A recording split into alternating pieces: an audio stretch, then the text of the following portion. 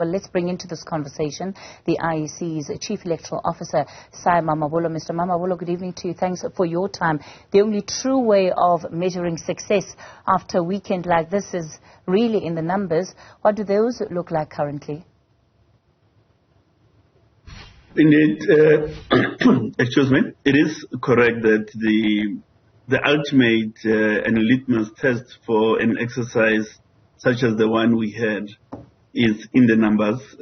As at the last tally, about midday, we were at 600,000 total registration activity for the day. We are now going to be reconciling all files and so on, and we should be able to give a more comprehensive report to the country tomorrow. Are you finding that people are opting to use the online registration platform, or that they're physically going into these registration centers that have been set up? The online has been quite popular. Certainly yesterday, we done more than 100,000 transactions online yesterday, and even today, there's been a popular usage of the portal. But I think the physical voting stations is still an important element in the mix of registration modalities available, because of the fact that a person just walks to a voting station within their community. So one does not replace the other. Instead, these are modalities that must coexist.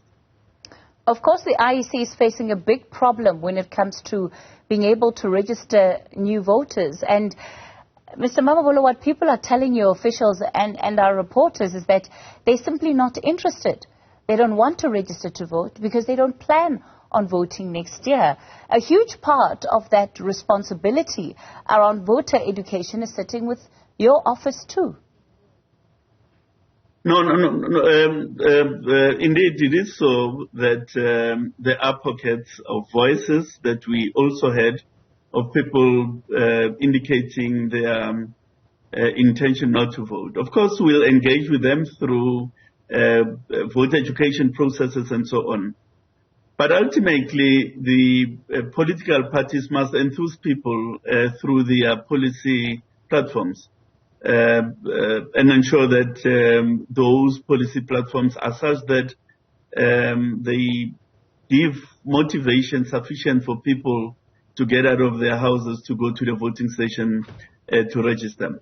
The IEC can't provide services. It's not part of our legal purview to do services, refuels or electricity, as one of your inserts indicate. But the IEC is charged to provide facilities for people to access the voting process, and that we have done over the past 2 days. But do you find that often the IEC and political parties seem to be engaged in a finger-pointing exercise, where the political party says, well, the IEC has failed to get enough people registered to vote, to participate in the elections, and then, of course, your organization turns around and says, well, if there was something that people felt motivated them enough to go to the polls, then they would have done so. But at the end of the day, we're still sitting with a situation where the majority of South Africans who are voting age, voting population, number one, don't participate in the elections.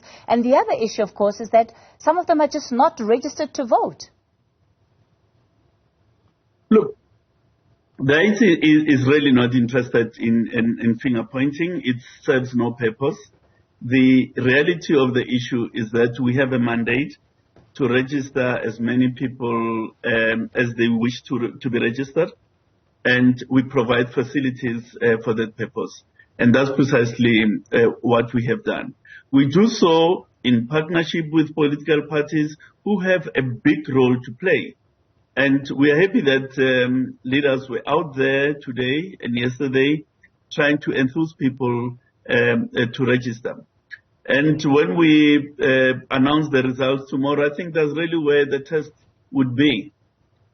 let's talk about the issue coming into this weekend that has been controversial yet again, and it's been something that's been there for a number of years, and it's really the use of the IEC, using teachers as presiding officers. There have been complaints around the fact that these teachers are affiliated, at least some of them would be affiliated to SATU, which is part of the tripartite alliance.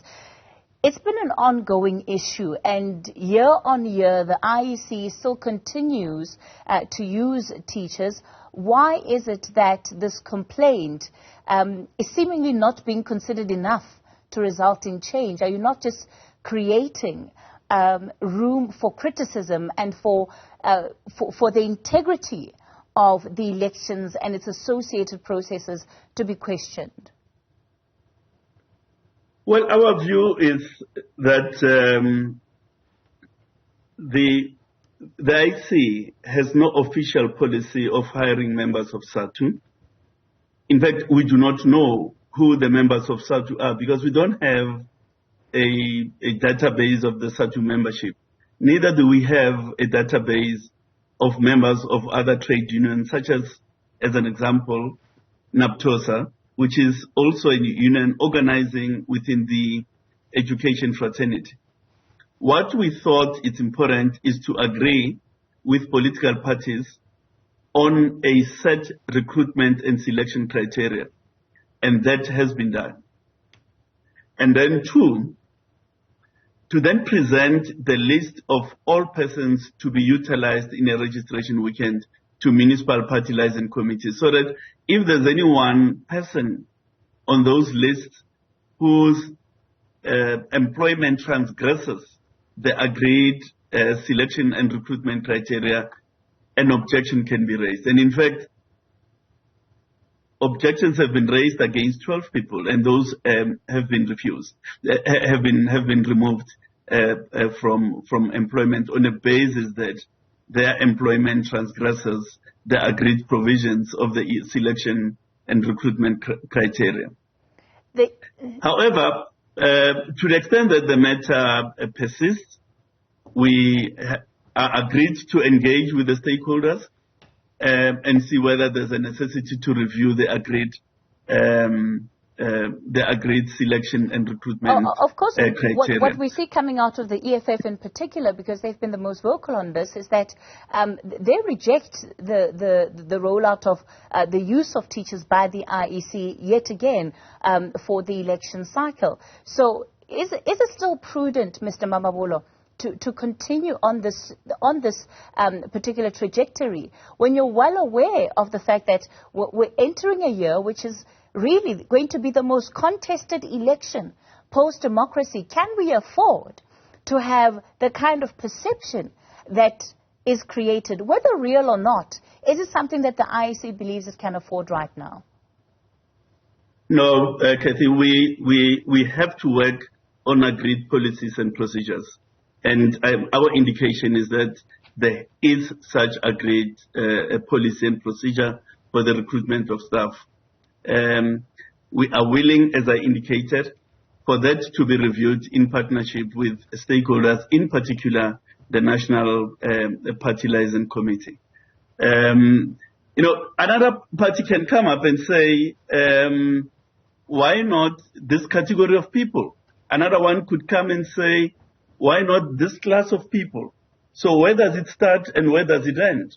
And how does that measure up against the constitutional provision? So we really have got to be careful not to place the commission in an untenable situation where they can't recruit staff because one party would say this, the other party will raise a different issue, and another stakeholder another different issue. I think we must place the commission in a position where it exercises its mind independently and does things as informed by the provisions of the Constitution. That's what is important. I see Chief Electoral Officer Sy Mamabolo. We'll leave it there for tonight. Thanks for your time.